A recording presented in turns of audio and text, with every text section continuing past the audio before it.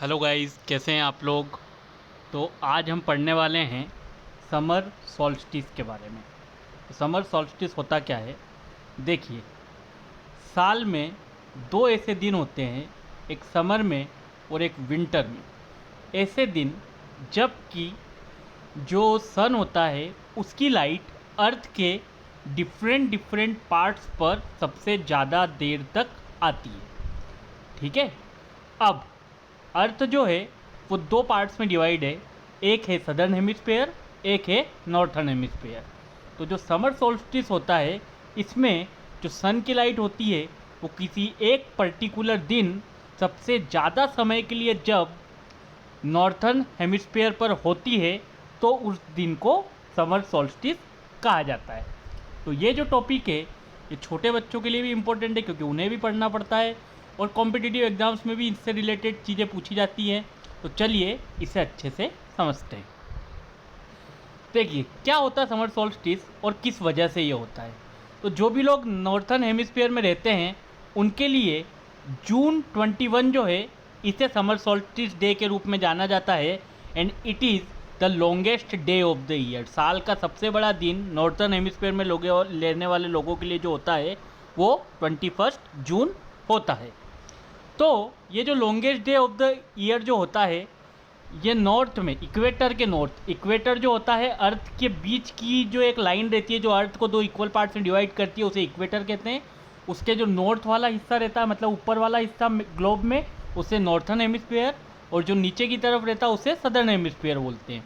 तो नॉर्थ में रहने वाले जो लोग हैं इक्वेटर के उनके लिए जो सबसे बड़ा दिन होता है साल का वो होता है 21 जून, 21 इस दिन को समर सोल्स्टिस के रूप में कहा जाता है। और ये कब होता है, जब जो सन होता है वो डायरेक्टली उसकी पोजीशन जो होती है ट्रॉपिक ऑफ कैंसर के ऊपर आ जाती है। देखिए अगर मैं पहले आपको यहाँ पर ये चीज़ दिखाऊं तो सबसे पहले ये आपके सामने एक ये जो लाइन है रेड कलर की, this line this is called equator. ठीक है। अब जब यहाँ पर ये समर सोल्स्टिस का डे होता है तब आप देखिए जो ट्रॉपिक ऑफ कैंसर बिल्कुल इक्वेटर के ऊपर होता है, ट्रॉपिक ऑफ कैंसर जो कि 23.5 डिग्री नॉर्थ में होता है। इस दिन यहाँ पर जो डे लाइट होती है वो 13.5 आवर्स ऑफ डे लाइट यहाँ पर उस दिन रिसीव होती है। और जो आर्कटिक सर्कल होता है जो 66.5 डिग्री नॉर्थ पर होता है वहाँ पे 24 आवर्स डे लाइट इस दिन पर समर सोल्स्टिस के दिन रिसीव की जाती है। इसी के अपोजिट ट्रॉपिक ऑफ कैप्रिकॉर्न जो कि 23.5 डिग्री साउथ होता है वहाँ पे 10.5 आवर्स ऑफ डे लाइट।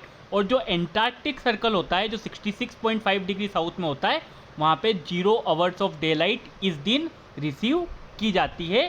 तो यहाँ से आप देख के समझ सकते हैं कि इक्वेटर के ऊपर की तरफ होता है ट्रॉपिक ऑफ कैंसर और इसे नॉर्थर्न हेमिस्फीयर बोलते हैं जो ऊपर का हिस्सा रहता है। और इक्वेटर के नीचे की तरफ जो होता है उसे ट्रॉपिक ऑफ कैप्रिकॉर्न बोलते हैं। और ये जो नीचे वाला हिस्सा रहता है इसे सदर्न हेमिस्फीयर भी कहा जाता है। क्लियर। अब देखिए क्यों होता है समर सोल्स्टिस। तो देखिए हमारी जो अर्थ है वो अपनी एक्सिस पे रोटेट करती है।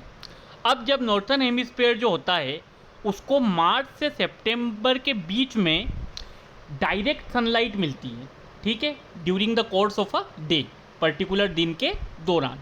तो इस कारण जो नॉर्थर्न हेमिस्फीयर में रहने वाले लोग हैं, जो हम लोग हैं, जो हम इंडियंस लोग भी हैं, हमें ये जो पर्टिकुलर पीरियड रहता है मार्च से सितंबर के बीच का, इसमें समर सीजन हमारा यहाँ पर माना जाता है क्योंकि जो सनलाइट रहती है वो डायरेक्टली नॉर्थर्न हेमिस्फीयर पर आती है। जो रेस्ट ऑफ द ईयर रहता है मतलब इन 6 महीनों के अलावा जो मंथ रहते हैं, मीन्स आप देखें अक्टूबर से लेके फरवरी तक, वो तब जो सन की लाइट रहती है वो रोटेट एक्सिस पे अर्थ हो जाती है। तो डायरेक्टली जो सनलाइट होती है वो सदर्न हेमिस्फीयर पे गिरने लगती है। तो उस समय पर वहाँ पर सनलाइट ज़्यादा होती है। अब सोल्स्टिस में होता क्या है, देखिए during the solstice the earth axis, solstice के दौरान जो अर्थ की एक्सिस होती है जिसपे हमारी अर्थ स्पिन करती है ये एक टर्न पूरा करती है हर दिन। और ये इस वे में टिल्ट रहती है। हमारी जो अर्थ है वो बिल्कुल सीधी नहीं है, वो थोड़ी सी टिल्टेड है। तो हमारी जो अर्थ थोड़ी सी झुकी हुई है तो हमारा जो नॉर्थ पोल होता है उस झुकाव की वजह से जब वो रोटेट करती है तो हमारा जो नॉर्थ पोल होता है वो पूरी तरीके से किसकी तरफ आ जाता है, सन की तरफ आ जाता है। और जो साउथ पोल होता है वो पूरी तरीके से सन के अपोजिट में चला जाता है। मीन्स जो सनलाइट होती है वो पूरी नॉर्थ पोल पे रिसीव होती है, जबकि साउथ पोल पे बिल्कुल भी सनलाइट रिसीव नहीं हो पाती है। अब टिपिकली होता क्या है, ये जो इमेजनरी एक्सिस हम बोलते हैं ये मिडिल ऑफ द अर्थ से पास करता है फ्रॉम टॉप टू बॉटम, और ये always 23.5 degrees with respect to the sun झुका हुआ रहता है। जिस एक्सिस पे हम बोलते हैं कि हमारी अर्थ रोटेट करती है, तो ये जो इमेजनरी एक्सिस होता है ये अर्थ के टॉप से बॉटम तक जो है उसके मिडिल से पास करता है, और इसी पे हमारी जो अर्थ है वो रोटेट करती है, और ये 23.5 डिग्रीज टिल्टेड रहता है किसके रिस्पेक्ट में, सन के रिस्पेक्ट में।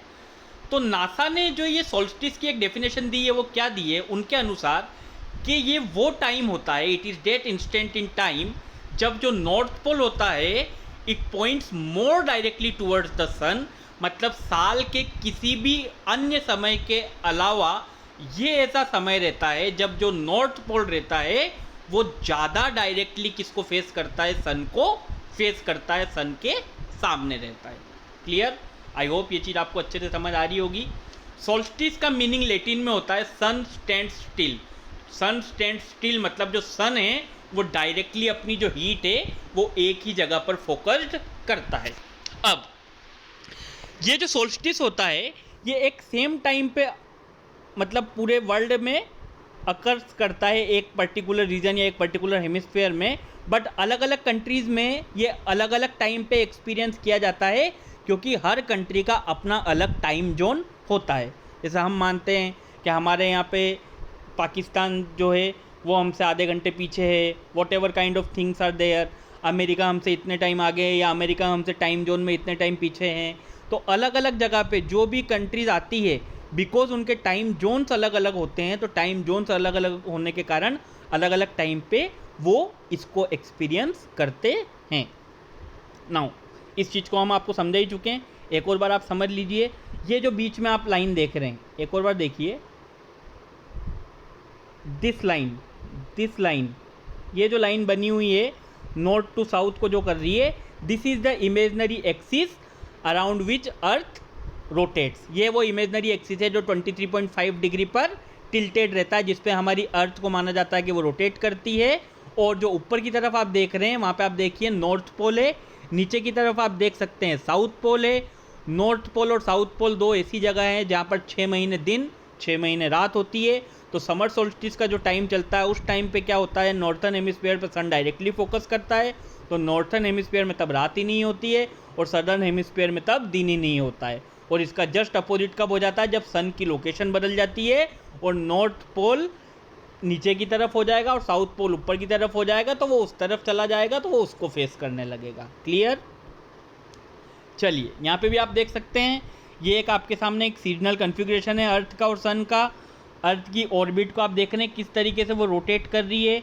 तो ये बीच में जब सन है, ये सन है, सन का ये वाला हिस्सा जब बिल्कुल यहाँ पर है तो समर सोल्स्टिस होता है, और यही हिस्सा घिर के जब इस तरफ चला जाता है, अपोजिट में आ जाता है, तब यहाँ पर विंटर सोल्स्टिस हो जाता है। और बीच में दो और फिनोमिना होते हैं जिन्हें ऑटोनल इक्विनोक्स और वर्नल इक्विनोक्स भी कहा जाता है। तो ये जो 3-4 चीज़ें हैं इन्हें भी हम बाद में समझेंगे। आज हम जो पूरी चीज़ समझ रहे हैं वो है सोल्स्टिस को। ठीक है, अब सोल्स्टिस के दौरान होता क्या है, क्या इंपॉर्टेंस होता है इन दिन का। तो इस दिन जो अर्थ है ये माना जाता है कि सबसे ज़्यादा अमाउंट ऑफ एनर्जी सन से पर्टिकुलर डे पे अर्थ रिसीव करती है। इस दिन अर्थ पर जो सन की हीट होती है वो सबसे ज़्यादा कैप्चर की जाती है। ये जो maximum amount of sunlight northern hemisphere receive करता है, जिसे हम ये सोल्स्टिस कहते हैं, तो ये जून में 3 दिन होते हैं, 20, 21 एंड 22, और यही 21 जून को हर साल समर सोल्स्टिस के रूप में मनाया जाता है। और इसी के अपोजिट जो सदर्न हेमिस्फीयर होता है वहाँ पे जो सबसे ज़्यादा सनलाइट रिसीव होती है वो दिसंबर 21, 22 और 23 को होती है, और दिसंबर 22 को वहाँ पर विंटर सोल्स्टिस के रूप में मनाया जाता है। ठीक है, वे नॉर्थर्न हेमिस्फीयर के अंदर लॉन्गेस्ट नाइट होती है, तो विंटर सोल्स्टिस उस टाइम पे नॉर्थर्न हेमिस्फीयर में मनाया जाता है, और जो सदर्न हेमिस्फीयर होता है वहाँ पर उस टाइम पर सबसे ज़्यादा जो सनलाइट होती है वो वहाँ पर रिसीव होती है। तो अगर हम नॉर्थन हेमिस्फीयर की बात करें तो हम ये मानते हैं कि 21 जून जिसे समर सोल्स्टिस कहा जाता है, और जो 22 दिसंबर है उसे विंटर सोल्स्टिस कहा जाता है। तो इन डेट्स को आपको ध्यान रखना है और इन चीज़ों को भी अच्छे से समझकर दिमाग में रखना है। अमाउंट ऑफ लाइट जो रिसीव्ड होती है स्पेसिफिक एरिया में नॉर्थन हेमिस्फीयर में ड्यूरिंग द समर सोल्स्टिस, ये डिपेंड करता है कि उस पर्टिकुलर जगह की क्या लेटिट्यूडिनल लोकेशन है। अगर आप मैप देखेंगे तो जो ग्लोब होता है उसे बांटा जाता है लेटिट्यूड्स और लॉन्गिट्यूड्स में, ठीक है। इसमें जो हॉरिजॉन्टल लाइंस जो डिवाइड करती हैं उन्हें कहा जाता है लेटिट्यूड्स, और जो वर्टिकल लाइंस होती है उन्हें कहा जाता है लॉन्गिट्यूड्स, ठीक है। अब आप यहाँ से देखेंगे कि जितना जितना आप इक्वेटर से नॉर्थ की तरफ जाएंगे तो समर सोल्स्टिस में उस तरफ उतनी ज़्यादा लाइट रिसीव की जाती है, और ऊपर की तरफ 66.5 डिग्री नॉर्थ पे जहाँ पे आर्कटिक सर्कल होता है वहाँ पर सोल्स्टिस के दौरान सनसेट नहीं होता है। और समर सोल्स्टिस जो होता है ये नेसेसरीली ऐसा नहीं माना जाता कि इसका मीनिंग ये होता है क्योंकि दिन में टाइम ज़्यादा है तो वहाँ पे अर्ली सनराइज़ होगा और सनसेट लेट होगा। जी बिल्कुल नहीं, ये डिपेंड करता है कि उस पर्टिकुलर कंट्री की लेटिट्यूडिनल लोकेशन क्या है, वो किस रेस्पेक्ट में किस लोकेशन पर सिचुएटेड है। इससे डिपेंड करता है कि वहाँ पर जो डे की लेंथ होगी वो कितनी ज़्यादा या कितनी कम हो सकती है। So this is all about summer solstice. I hope आप लोगों को ये वीडियो अच्छा लगेगा और आप लोगों को ये चीज़ समझ आएगी। अगर आपको वीडियो अच्छा लगता है तो प्लीज़ वीडियो को लाइक कीजिए, चैनल को शेयर कीजिए और सब्सक्राइब कीजिए। Thank you so much.